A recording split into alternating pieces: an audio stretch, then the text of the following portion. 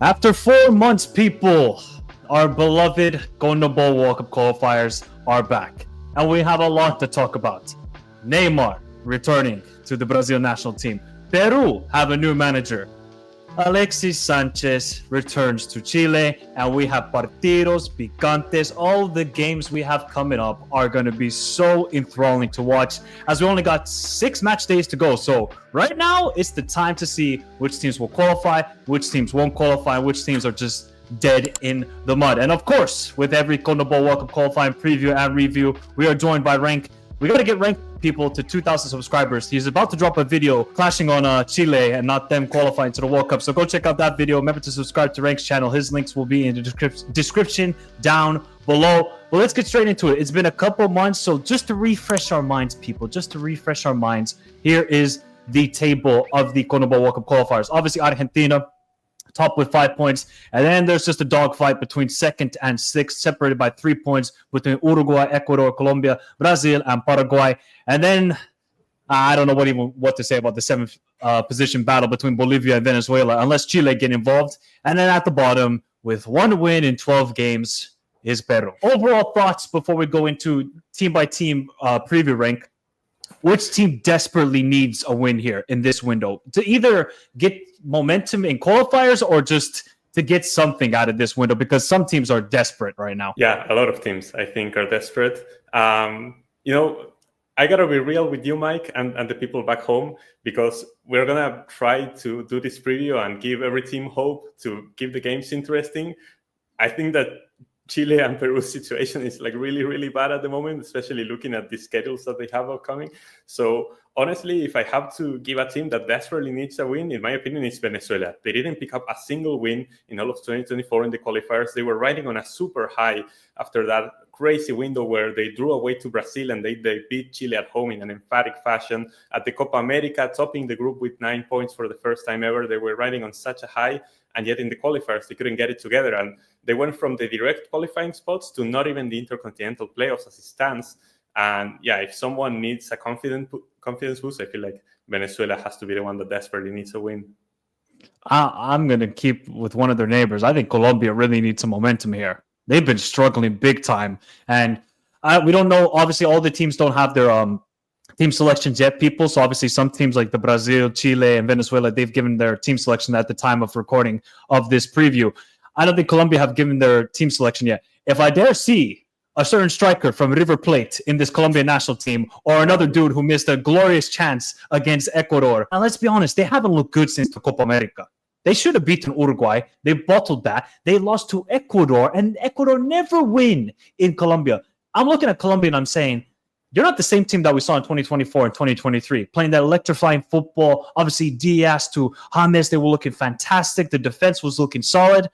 But recently, I'm kind of like, you're going the wrong trajectory heading into the World Cup next year. So I think they got to really regain some momentum. And people, you're going to see the games coming up. Colombia got some tough games, and I mean very difficult games. So yeah, I think for both of us, it's either Colombia or Venezuela. As we go team by team preview, and oh my God, what a window for Argentina. First, it is the derby against Uruguay, and then it's the most anticipated game for me in international football, Argentina and Brazil. Obviously, the Argentina, the pre-selection squad is out. I don't know if the final 23 is confirmed yet. It's not confirmed yet. No, not yet. So we did see the likes of Nico Paz, Santiago Castro being called up, Garnacho being called up. So we're seeing some youngsters that were promised. Scaloni wants to try the youngsters, which is good because you need to see the new blood into this team. No more of the old guard. Eventually, there's going to be a generational switch. So I think Argentina are doing this perfectly. They know they're in a comfortable position in the table. They'll qualify easily. They could even qualify after this window. But these two games are fascinating because the Uruguay game, Uruguay obviously won last time. It was in La Bombonera, 2-0. And then the Brazil game, we know Argentina won that last time around, but maybe Brazil needs some revenge, and Brazil really need to put up a performance against a top team in Argentina. As you as an Argentinian, what are you trying to look for in this window? No, easy window. I think it's the last thing you can expect from when you're facing against these two teams. Some of the best in South America, even if Brazil are going through a really, really bad moment, they still have their stars, and it's a team that you can never underestimate. And it's usually a very cagey and difficult game. yeah, it's physical. So it's never an easy game against Brazil, even in the form that they are in currently. Like you said, Uruguay beat us in the reverse fixture when we were at home. And so we have something to prove in that one as well, especially because our home on the road hasn't been the best, because we lost to Colombia, we lost to Paraguay, we drew with Venezuela. So it's been a while since we've gotten a win outside of home.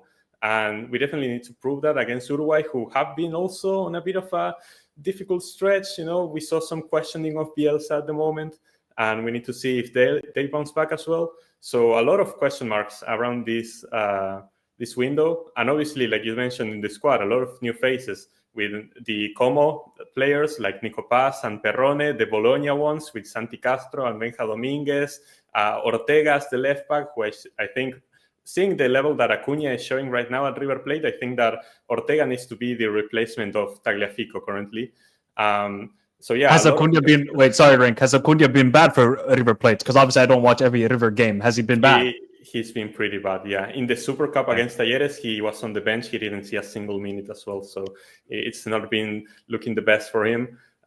So yeah, I think that it's going to be interesting how much we see out of Argentina, because in the past few games we were playing against a lot of low block teams, and I think that won't be the case in these two matches, and we're going to have to see if the free-flowing style actually suits us better.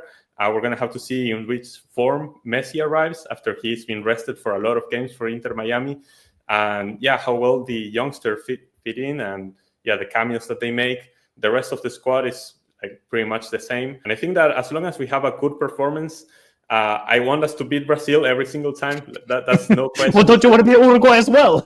I want to beat Uruguay, but like Brazil at home is a game that we must win there at the Monumental. And then Uruguay, I really need to see a good performance. And if we beat them and get all 6 points and qualify directly to the World Cup this window, would be fantastic. I just don't think the youngsters are going to get a lot of minutes, though, in this window. I think if you were playing like Bolivia at home or Chile at home, maybe Peru at home, you would see more minutes for them. I don't think Scaloni is going to risk it against these two teams. Okay, maybe in the last 4 games of the qualifiers, when maybe you've secured qualification, you can play those players. You're not going to do it away in Uruguay, and you're definitely not going to play. Imagine Nico Paz starts in the Brazil game. That would be ridiculous for him. Or if you see Santi Castro start against Brazil, that would be insanity. I just don't think we're going to see a lot of the youngsters. There's actually another player that we are forgetting about that is in the squad. El Diablito, Claudio Echeverri, is also there. True. Now I doubt he's going to get any more minutes, though. He already has a hat-trick against Brazil in the Under-17 World Cup, and we saw what happened in the Under-20s South American Championship. He's been on a roll. So if there's any of the youngsters that I really, really want to see, Echeverri is one of them, I think. Nah, he's a baller. I hope he gets some minutes at Manchester City.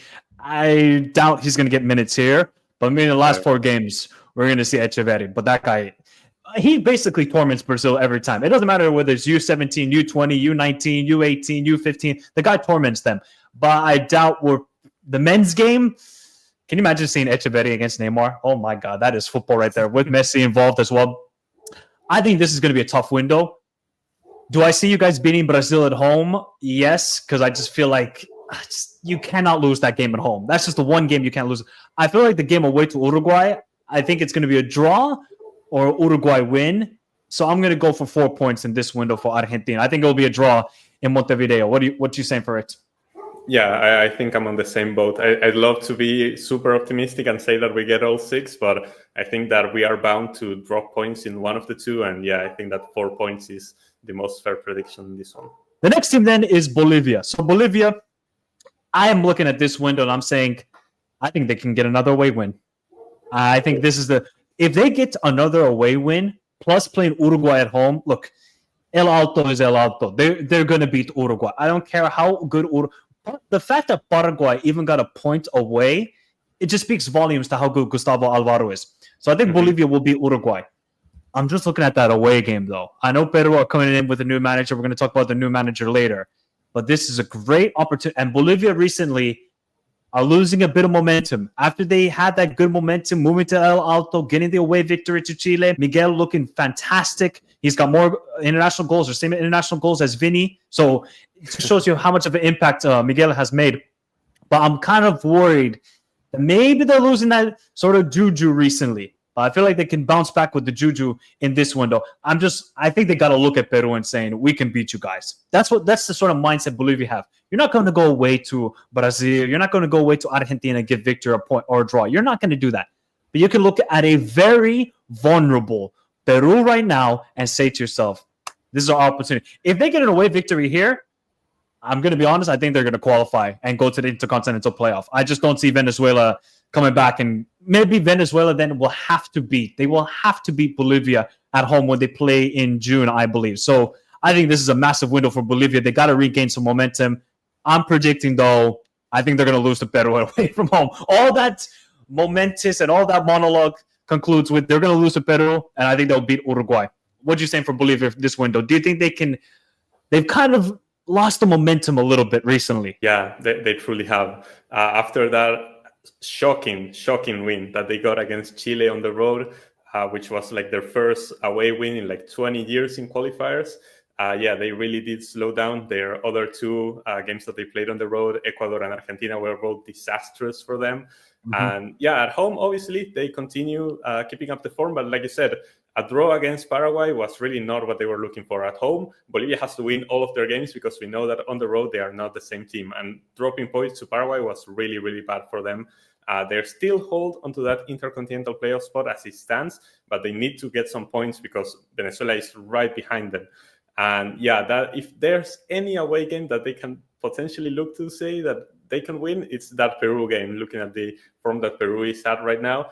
But like I said, it's just so difficult. Peru is also under massive pressure, and with the home fans, I feel like they're going to be motivated to play that game that is basically a must-win for them. And I feel like they're going to end up losing that game against Peru. But at home against Uruguay, I think that they can. Uruguay usually does nothing in Bolivia, and in El Alto, I expect nothing to change. Bolivia can really take advantage of an Uruguay team that in the past, maybe with the quality that they were showing at the start of the Marcelo Bielsa hype train, maybe Uruguay could have gotten something, but in this current form, I think that Bolivia is going to win that home game and they're going to collect 3 points this window. Well, I know one player that's in form for Bolivia, and that's Vizcarra, because he just knocked out Boca in the Copa Libertadores. We're not going to get into we're not going to get into it, but Vizcarra is a key player, and obviously he's going to have to be a key player away in Lima if Bolivia want to get anything, because he was a key player. Well, he did get injured in the Chile game, but Vizcarra, I think he's a decent goalkeeper. In all honesty, I think he's a decent shot stopper. Yeah, he was a little bit fortunate against Boca, but he's going to have to be crucial for them. And I think you're looking at players like Miguel Terceros in the midfield, especially against Uruguay. Just the way he just carries the ball and his individual quality. He doesn't get a lot of minutes for Santos, but maybe he's just like a James for Bolivia. Doesn't do anything club level, but when he shows up for the national team, he's the best player in the world. Maybe that's what we're seeing with Miguel Terceros. And he's going to have to be the best player on the field for them against Peru and Uruguay. But I think we're both predicting 3 points here for Bolivia, which at the end of the day is okay. As long as they win their home games, they're going to qualify to the Intercontinental Playoff, which, say what you want, people, that's going to be the reality here. Oh, boy. Then the next team is Brazil. And they have 2 massive games. Yeah, I don't think they're in jeopardy of missing out on the World Cup, but Colombia at home and then Argentina away. Now, the biggest talking point is, of course, Neymar is back for the national team. Rank, is he going to start? I think he should. I don't think he's going to play all 90 minutes in both games, but I think he definitely should start. Not only because of his footballing ability, but also his leadership. That's something that we have not been seeing from Brazil. No one seems to be the leader, and nobody seems to be guiding these players towards the goal, the objective that is winning the game. They all seem disjointed, and they don't work as a team. And I think that having that leader inside the pitch that is Neymar is going to be super important for Brazil and their aspirations to maybe get wins in this window as well. Yeah, because he's been playing in some of the State Cup games in Brazil. I think he just missed out on one of the games. I think it was the semifinal game for Santos. He looks like he's in form, but it's just so like all of the injuries are clearly fatiguing him, I think, in a big way. Like he just doesn't have that sharpness sometimes. He'll show the moments of flashiness and the brilliant play that is Neymar Jr., but I just don't think he can do it for a full 90 minutes. Now, these are 2 very intense games, though, for Neymar. You're going up against Colombia, who are sort of wounded and really need to bounce back, and then you're playing Argentina away.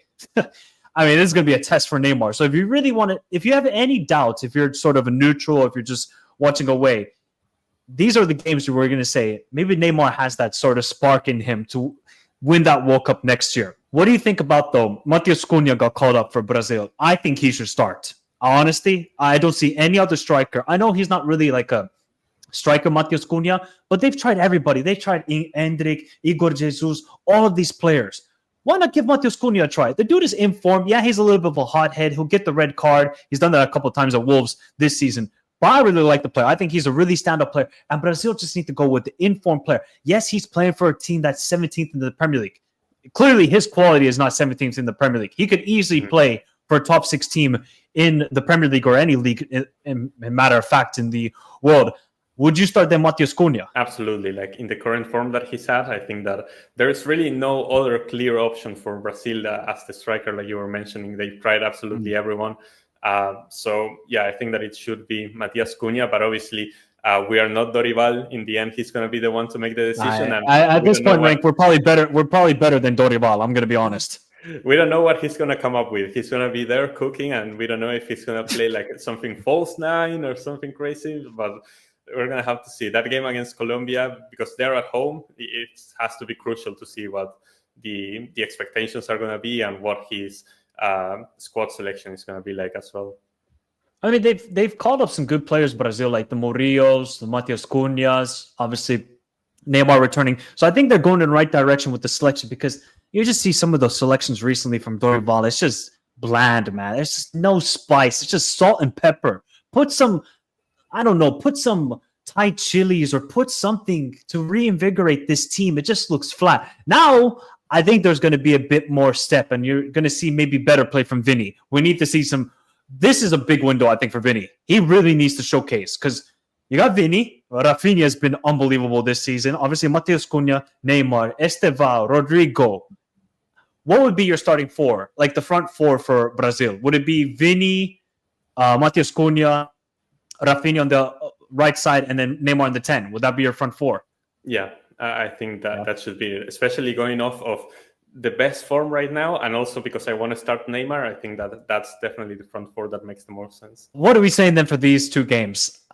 The Argentina game away, I think, is going to be very difficult for this Brazil team. I think if they can just put up a performance, maybe if you lose 2-1, but you had some chances in the game, and maybe it's just a defensive blunder, or God forbid Alisson makes a crazy mistake, it's forgiven. But if you get destroyed 3-0, then it's again like Dorival has to be questioned. I think this is a big window for Dorival. Dorival has to prove to me, to Rank, to everybody, even Brazilians. I don't think even Brazilians trust in this guy, that he is the dude for next summer. This is now an opportunity for Dorival to change his narrative with the national team. I think the Colombia game could be more difficult, if I'm going to be honest, because you got the Hondurans, you got Luis Diaz, you got James. I don't think it's going to be an easy window for Brazil. If I'm honest, Rank, I think this is 1 point. I think I'm on the same boat. I was going to say the same thing, because the Argentina game, we discussed this earlier. I think that we're going to somehow win that game. I think that there's going to be a lot of shit housing. There's going to be scraps inside the pitch. It's going to be very brawly, but in the end, we're going to get a goal somehow, maybe from a set piece, or maybe, like you said, like a defensive blunder or whatever. We're going to find a way to win that game. And then the Colombia game, the thing is that, like we've been saying this for a long time, that nobody fears Brazil anymore, and Colombia definitely don't fear Brazil. We saw what they did over in Barranquilla with that Luis Diaz brace, and at home, like, Brazil have not been convincing either. Yes, they won that game against Ecuador, but it wasn't convincing at all. And their other results, like that draw against Uruguay, the draw against Venezuela was a long time ago, but even that shows that their home form isn't even the best. And I think that, yes, this Colombia team has been looking shaky. They've lost both of their games the last window, and they have a lot to prove. But I think that they can sneak up a draw in this one as well. So, yeah, I agree with you. It's going to be a 1 point. If we return after this window and Brazil lose both of these games, I think that's Dorival done. It has to be. They cannot continue with this madness. He was already questioned before after the Copa America and the way that they got eliminated. He seemed to have lost the dressing room. He had no leadership, no intake into who were going to be the penalty takers against Uruguay. The players basically decided on their own, and it seemed like he is losing the grip on the national team as a whole. And that's why the people in Brazil don't trust him anymore. And if he doesn't come away with good results right now, or the team at least playing better and more like it did before, because you don't have the excuse that Neymar is not here anymore. He is here. So if you don't perform well with that, yeah, your job has to get into question. Yeah, I'm positive with the team selection and the squad they call up. Now I'm more intrigued to see what tactically they're going to do and what Neymar are we going to see. I think he's going to start. I just feel like there's just something that can't convince me yet that says, yep, Brazil are going to smack up Colombia 4-1. I hope after this window we can talk about a 4-1 victory. Neymar looks brilliant. And then maybe away to Argentina, you lose, but a good performance. I hope we can speak positively, but they got to prove it to us. And Dorival most certainly has to prove it to us. So next team then is Chile, who need, what do they need, Rank? They need some positivity. They don't. To all my Chileans out there, I'm not going to be in the year 2025 closer to gray hair and still seeing Arturo Vidal, Alexis Sanchez, and Vargas starting in this team because Alexis Sanchez got called up. When are we going to learn to move on? You have to move. This is like seeing your ex and thinking you still have a shot with her. You don't.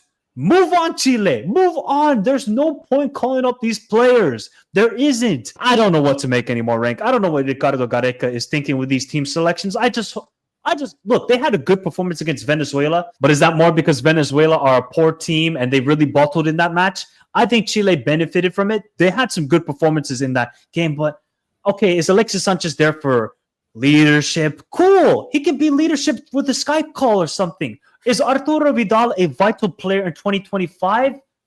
That's more indictment of how bad Chile are as a whole team. I don't watch like Colo games, so I can't say how good Arturo is doing right now. But the mere fact that you're calling up these players still, that signals to me a red flag. That you're still trying to hang on to these guys and saying to yourself, like Gareca, I've always thought to myself, this guy always wants to play expansive, high-attacking, high-pressing football, but you don't really have the players to do it. So that's going to be the issue for me here with this window. And they're going away to Paraguay. That's an L. That is a guaranteed L. Okay, maybe they'll score a goal, but Paraguay are in such good momentum that I don't think Chile. Now, the home game against Ecuador, maybe they can get a victory. Maybe they can get points, but Ecuador are a very difficult team to break down. I think this is maximum 1 point window. And after that, Chile are finito. They are finito from these qualifiers. But what do you think, Rank? Like, why are they still calling up these players? ¿Por qué? There are only two options by this point. Either Gareca has completely lost it, or he's a Peruvian double agent, because it doesn't really make sense. It's sad for Chile, seeing how far they've fallen. I was doing that recap video, like you mentioned, and just seeing the state that Chile was once in, where they were like top 10 in the FIFA rankings, and seeing where they are at now. It's really, really bad. Their situation is super dire. They need to win, especially that home game. They need to win, and if they cannot get anything out from the Paraguay game as well, they are going to be in a very, very sticky situation too. And it's not looking great. Like you were saying, the old players are still being called up. But yeah, that's more of a testament of how bad Chile is at the moment, that there's basically nobody left, because I would love to propose other players to be called up, but everybody's there. There's not really much you can do. Even then, they got a new striker. That's something that I wanted to mention, because if you're tired of Edu Vargas, they are now calling up Fernando, what's it called? Hold up, Fernando Sampedri, who he's Argentinian, and he changed his nationality this February. He's getting called up. He has a very crazy record, because he's been the top scorer of the Chilean league 5 times in a row right now, playing for Universidad Católica. There's only one issue. He's 37. So okay, wait.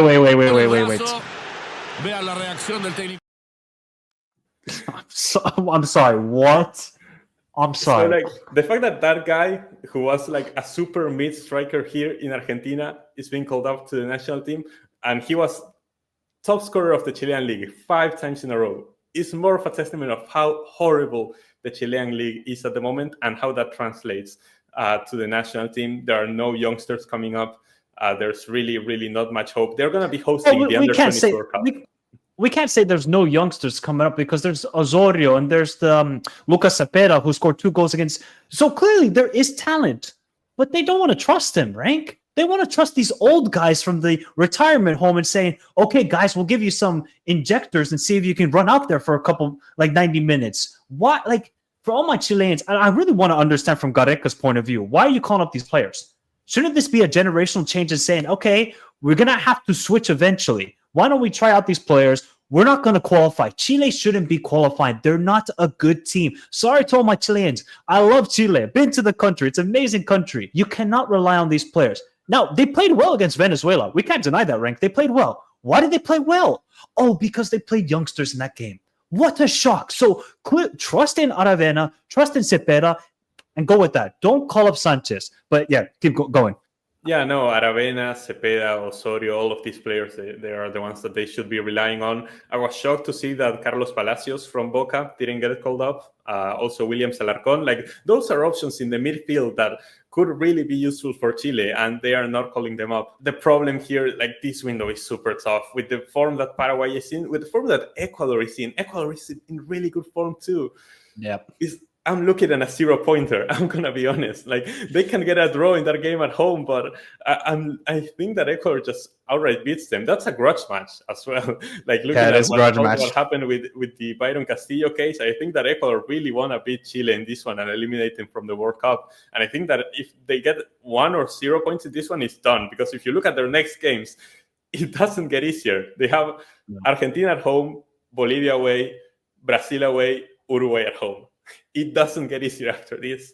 So if they pick up absolutely nothing here, it's over.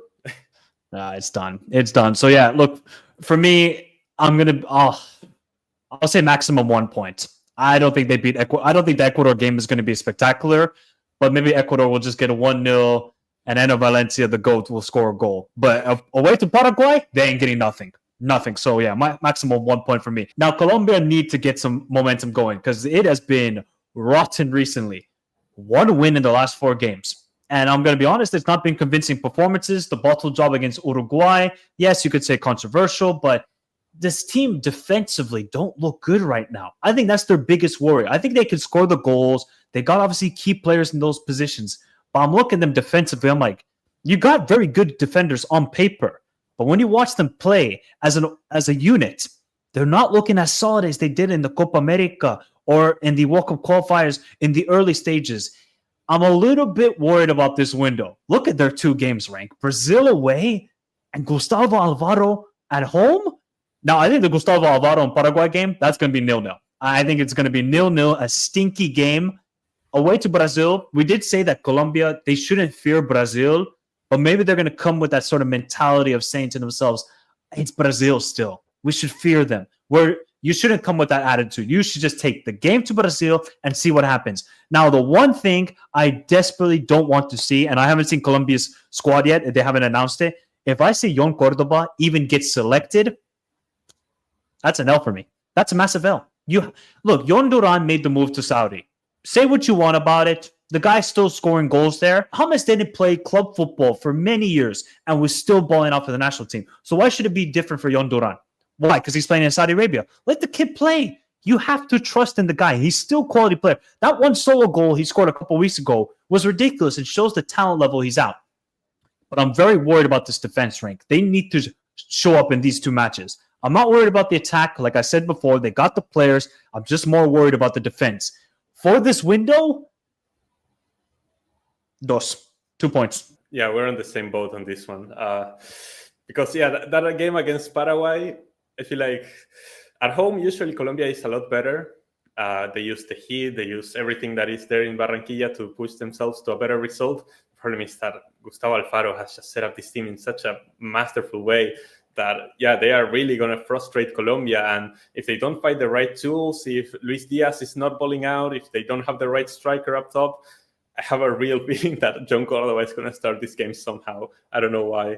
I think it's going to be 2 points. Because that Brazil game, I already said that Brazil don't look the best at home lately and that Colombia are going to try to push for that game. But I think that they're just going to clash and nothing is going to come of it. So, I think I agree with you. It's going to be 2 points. The defense is like you were saying, it puzzles me because we were looking at players before like Lucumí, like Mosquera, Daniel Munoz, all of these players that on their own, they are so good, and they have performed great at the Copa America. They collaborated with each other to get those results. That win against Uruguay, especially in the semifinals, was a defensive masterclass.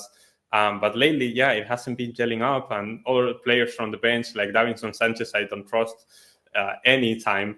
And so if he's still playing, I don't give Colombia much of a chance. Luckily, this time around, because back then when Colombia used to get only draws in 2022, they were desperate for points. This time, Colombia is not desperate for points. So if they get 2 draws, it's not the worst thing in the world, but the performances need to be a lot better, that's for sure. Luis Diaz, me and Rank, both as Liverpool fans, can see that he's played a lot of games recently. I think his legs are really tired. Okay, then you're taking the long trip to South America. How is Diaz going to perform? Because Diaz is a very integral part to how Colombia play. I think this is if they get 2 wins here, though, Rank, okay, I'm back on the bandwagon. Yeah, we're jumping up. We're jumping up. Yeah, of course, bro. I got a ticket. I'm just tempting myself on whether to jump on the train or not. So I got my ticket, Colombia. Hopefully, we'll be back on the train. Yeah, but I think it's going to be a 2-point window. It has been 5 straight games Ecuador have kept a clean sheet. 5 straight games. They are the best defense. They are the best defense in South America for me, hands down. Better than Argentina. Better than anybody else you want to put out there. Ecuador have the best defense.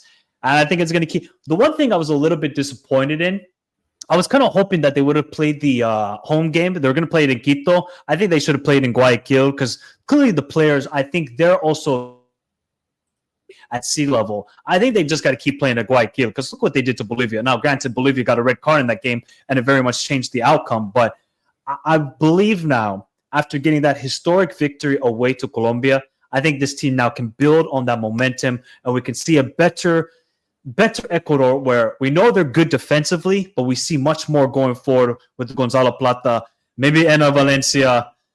God forbid, after all the trolling I did on him, he somehow turns into the best striker again in South America. I think this window, 4 to 6 points. I think they will beat Venezuela. There's no doubt about it. The Chile game, I know Ecuador want to get revenge on Chile. It's now just somehow a rivalry. It's just out of the bloom. It's like, okay, we're going to be rivals with each other. I feel like maybe that game is going to be a little bit of a nervy battle and it's going to be a 0-0. But I think the main takeaway here for Ecuador is just find some more consistency in the attack. If you can do that, good, then we're fine. Because last time around, they scored 4 goals against Bolivia, and obviously Enner, the goal, scored a ridiculous solo goal against Colombia. So for me, I think it's just all I want to question is just can the attack keep on carrying this team alongside the great defense? But what are you saying for Ecuador? Are they going to keep 2 clean sheets as well? Are they going to make it 7 games in a row with clean sheets? I think they might. Looking at the form that Chile and Venezuela are right now, I don't know if they have the tools to get past this Ecuador team that has been so incredibly solid, like you mentioned. Like we've talked about a lot already, like with Felix Torres, with Hincapié, with Pacho. Galíndez has been in amazing form as well in goal. Caicedo, listen, if it works for Chelsea, it works everywhere. So I think that Ecuador are definitely sealed when it comes to the defense. Like you were saying, it comes down to the attack. What can Enner do? What can Gonzalo Plata do? What can, I don't know, Kevin Rodriguez if he ends up coming off the bench or if he is the starting man? I don't know. But yeah, it's going to be up to those. But listen, Sebastián Becasese has been proving us wrong because we were questioning the hiring after they got rid of Felix Sanchez. But under Becasese, they've been working really, really well. And especially that win away to Colombia was what sealed the deal for me, that they're actually working towards something here. And we're seeing the Ecuador of old, the Ecuador that everybody wanted to see once again. Now, we need to see more. This window, they need to keep it up. And it's like 2 very doable games. And yeah, I said it already that they're going to beat Chile. So I think that this one is going to be another 6-pointer. And I think that puts Ecuador 2nd place in the qualifiers while being starting with 3 points less than everybody else. So it would be really, really impressive for Ecuador if they could put themselves into that position. It would put a lot of expectations going into the World Cup later for sure. Yeah, that's actually crazy that they start with -3 points and they somehow finish 2nd in these qualifiers, and also sacking their manager, having so much like sort of turmoil with the attack and okay, we got to get rid of Enner Valencia, we got to move on. Yet he's still around. yet they're going to finish second place. So is there much to complain about? Not really. Obviously, this is such a talented group of players that you're expecting now performances. Hey, if they win both of these games 2-0, I think a lot of people around the world got to start looking at Ecuador and saying, these guys can go far at the World Cup. Now, they have no real World Cup history. They've only made it to the round of 16, never won a game. But I think you can start believing, if you're Ecuadorian, that this team can do it. This team can be the one that brings the history to Ecuadorian football. But they got to keep the momentum going in the attack. I swear, Rank, if Ender Valencia scores 2 or 3 goals in this window, Dios mío. He's the goal. We need to close the debate at that point. Oh, man. Gustavo Alvaro. His first 6 games, he's unbeaten with 3 wins and 3 draws. This is one of the best managerial jobs. This is not even like a manager bounce back, right? Where a new manager comes in and it's looking good for like 3 to 4 games. This is incredible work, what we're seeing. And you're seeing players like Diego Gomez now balling out to Brighton. Obviously, Julio Enciso, I think he's having a lot of trouble with his club career. Now he's at Ipswich and he got an injury, but he's now back. So that's at least good for Paraguay. I think they're going to keep those momentum. We're so hyped on this team. I think defensively also, they're looking so strong. Now going home to Chile, that's going to be 2-0. And away to Colombia, I feel like we're going to see the same performance like we did against Bolivia, where they're going to be defensive, but on the counterattack, they're going to be very dangerous with the likes of Julio Enciso and Diego Gomez. So I think this is going to be another positive window for Paraguay. I'm going to say 4 points. And yeah, look, Gustavo Alvaro will remain unbeaten with this team.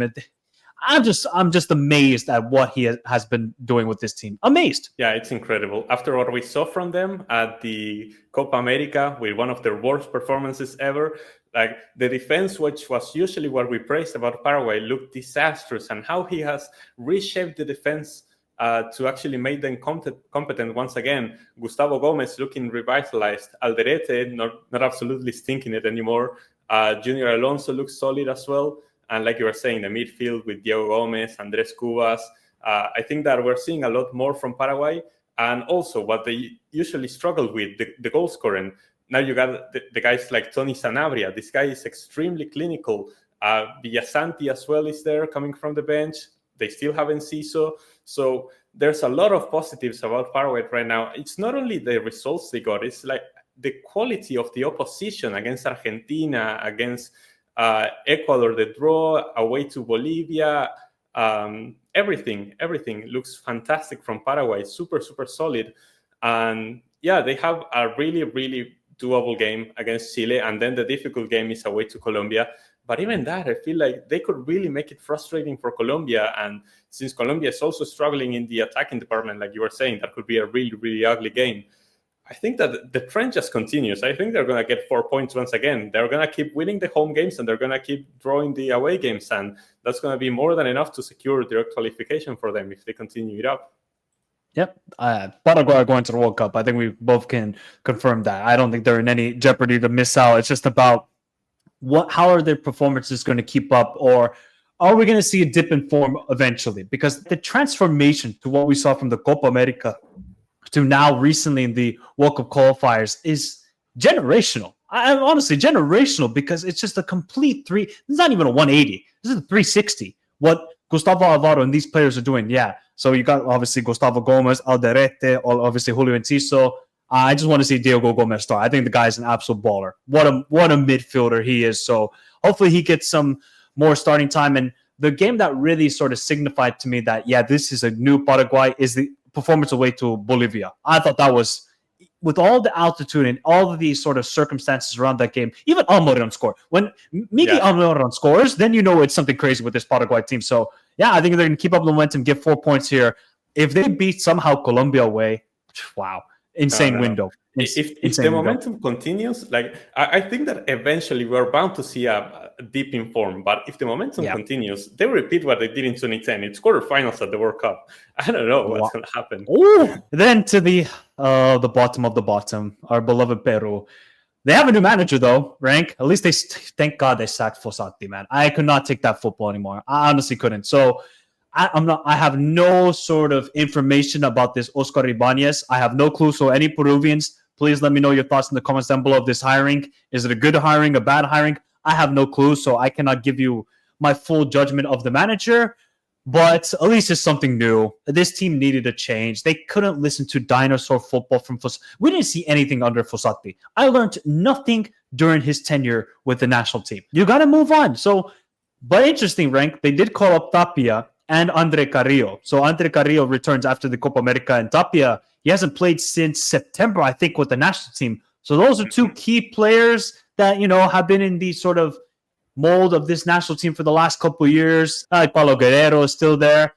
I don't expect to see much from Peru in this window. Actually, to be honest, they have two doable games, like Bolivia at home, a vulnerable Venezuela away. If you're Oscar Ibanez, if you could somehow get 3 to 4 points, I think that's a magical window considering Peru only have one win in 12 games. What we just need to see is goals. Just give us some goals, give us some highlights, and let's see what they can do. But what do you think about them sacking Fossati? Right thing to do? Or did they have any choice? No, they didn't really have a choice. After what Fossati had done, I think that he had to leave. I did a bit of research about the new manager because I had no idea who he was. He was born in Argentina, so technically it's another Argentinian manager, but he's represented Peru internationally. So there's that. Okay, he's Peruvian. Gotcha. He was a goalkeeper, and so he was the goalkeeper trainee during like 2014, 2016, like that time, the early Gareca days. Then he left. Let me be honest, the managerial statistics, they don't look good. They don't look great. He started at Universitario. He didn't have a long tenure. His best results were with Cienciano when they were in the second division. Once they promoted, it didn't look great. So his managerial statistics don't look great.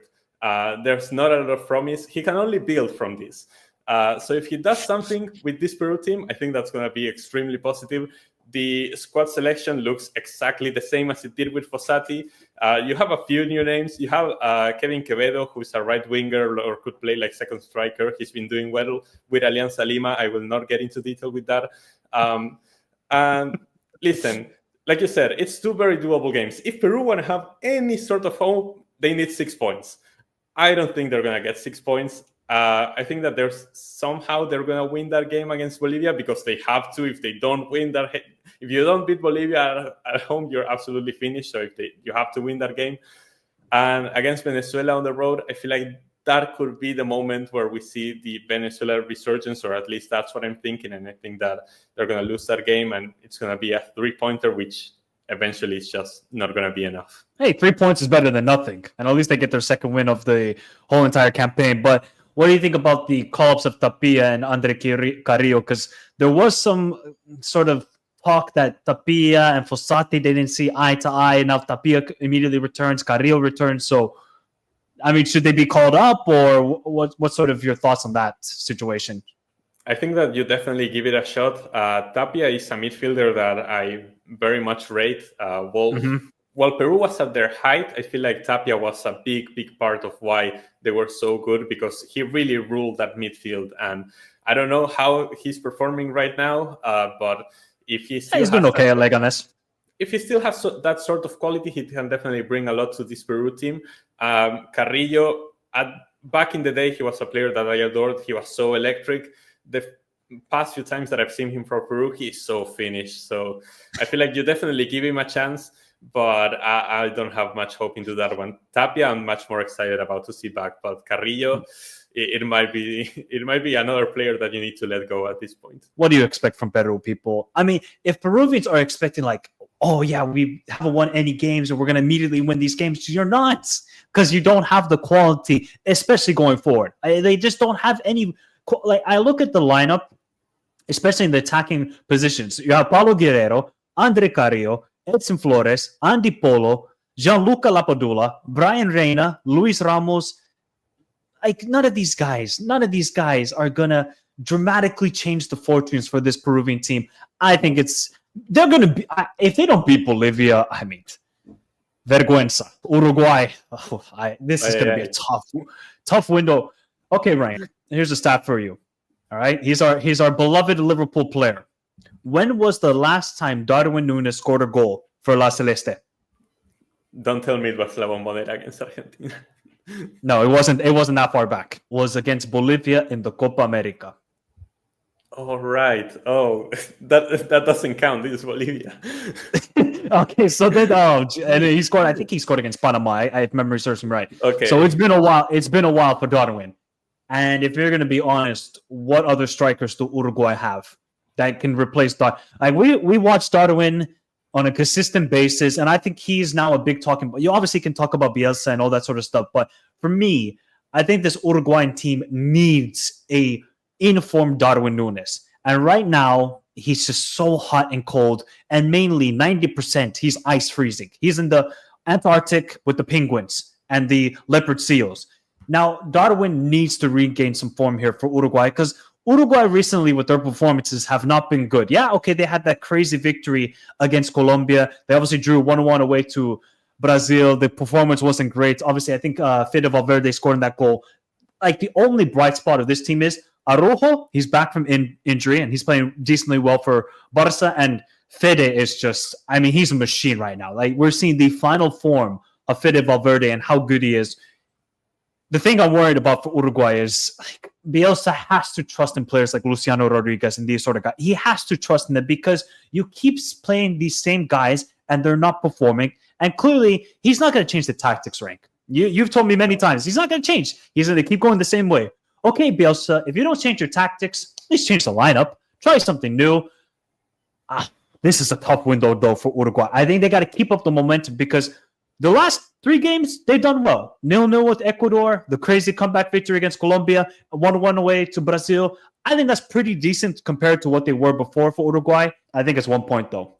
I don't think they're getting a result away in Bolivia. Yes, they have the players who can counterattack like the Darwin, but it's just the altitude is such a killer. It is such a killer. If they can beat Argentina at home, hey, at least then you can trust Bielsa a bit more. But do you think this is a bigger window for Bielsa or Darwin Nunes? No, for Bielsa. For Bielsa, definitely. I think that Darwin hasn't scored since June. I know Darwin hasn't scored since June, but who's going to replace him realistically? The problem is that the people in Uruguay really don't trust Bielsa. They don't trust anybody that's not from Uruguay. After they had that super long tenure under Oscar Tavares, they were super comfortable with that until they decided, okay, you know what? We might actually miss this World Cup. We have to let him go and get somebody new. The first few match days under Bielsa, they looked fantastic. They were happy with the idea. They were happy with the way they were playing. They thought they were so back.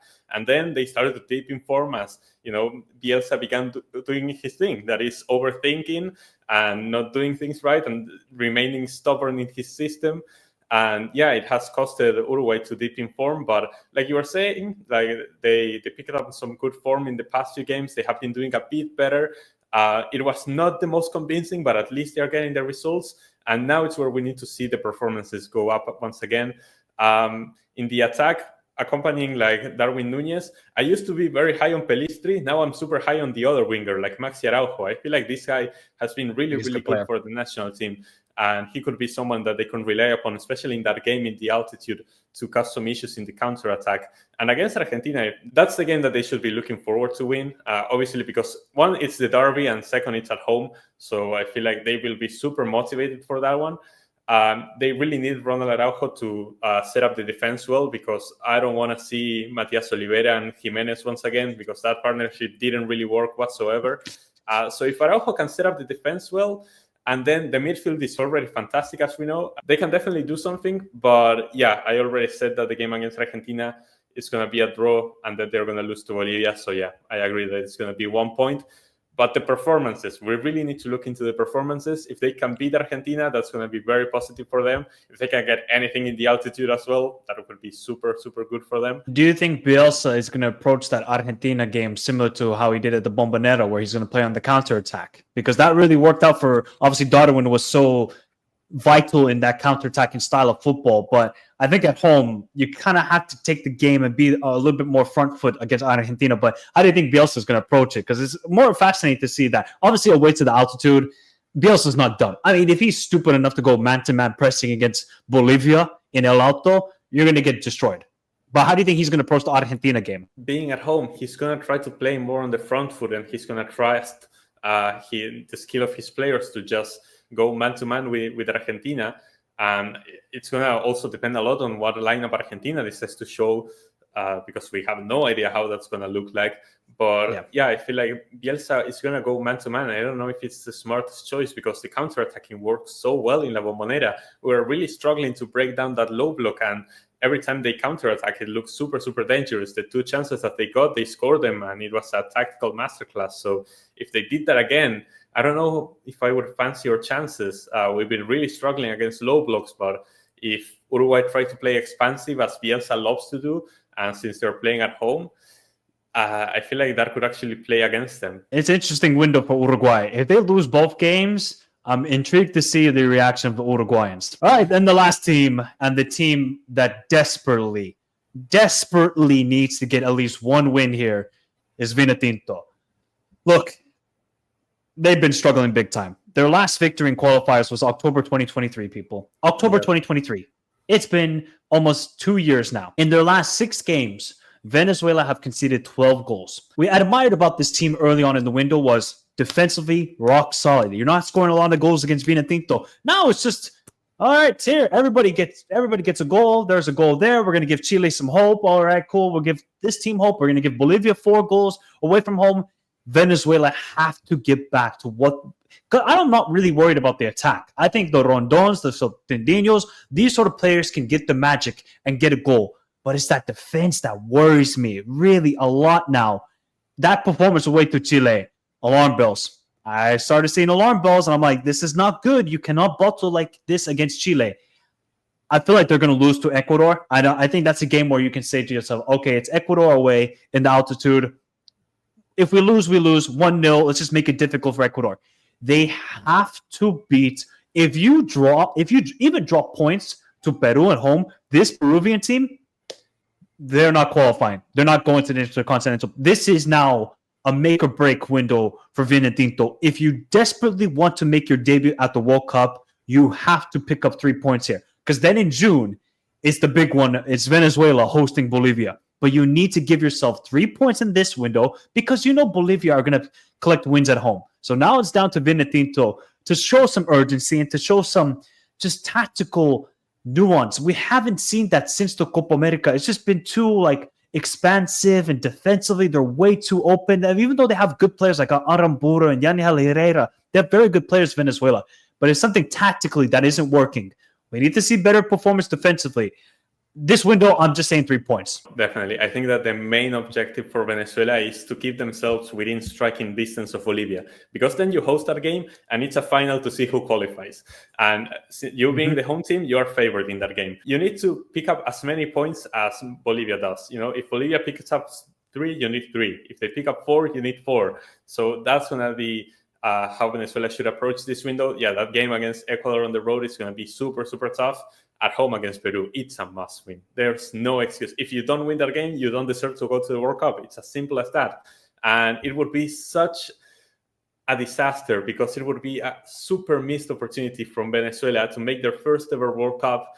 They were in the qualifying spots, like the direct qualifying spots. They were doing so well. We were super high on them with the football they were playing. They were topping their groups at the Copa America. I think the defense is the main reason why they lost to Chile. Obviously, they conceded 4. I don't need to be a genius to say that. Offensively, they look great. I think that, with the Rondon, Telasco Segovia is getting more minutes for Inter Miami, and he's been performing well. Savarino is coming off of a Copa Libertadores win with Botafogo. Aramburu going forward is even a great option to have as a fullback. But yeah, they need to show that they can actually get the goals when it matters in these games. And the defense, I don't know how they're going to sort it out, because I believe that the squad selection is kind of similar. So I don't know if you're going to see... Yeah, it's about similar, yeah. We're not gonna see many new names, so it's just gonna be about how Batista decides to set it up in a way that actually makes sense and makes them look more solid. Because in the past, back in the day when Venezuela were horrible, we saw that they had good quality players, but they were just so naive defensively that you felt like at any point you could score against them, and that's what the difference that they were showing early on, and now they are reverting back to those ways. We need to see a change. I'm predicting 3 points as well, and 3 points would be great if they can keep up with Bolivia and then they win that game. They put themselves in a great position. They have to win that game against Peru, like you were mentioning. If they get anything against Ecuador, it would be fantastic, but I don't see it happening with the form that Ecuador are on. Yep, exactly. I was just looking at their home record. Venezuela haven't lost a game at home in qualifiers. They have 2 wins, but they've drawn their last 4 games. 1-1 to Brazil, 1-1 to Argentina, 0-0 to Uruguay, 0-0 to Ecuador. So they've obviously gotten points. They've gotten points against the good teams. But if you dare drop points to this Peruvian team, it's inexcusable. I think it's inexcusable. And then Batista, you got to look to yourself. Okay, you got 4 games left. Do you sack the manager? Like, if they lose both of these games, I think he's done. I think he's done. You have to drastically change something, Rank. This is the World Cup dream is on the line right now. They have to beat.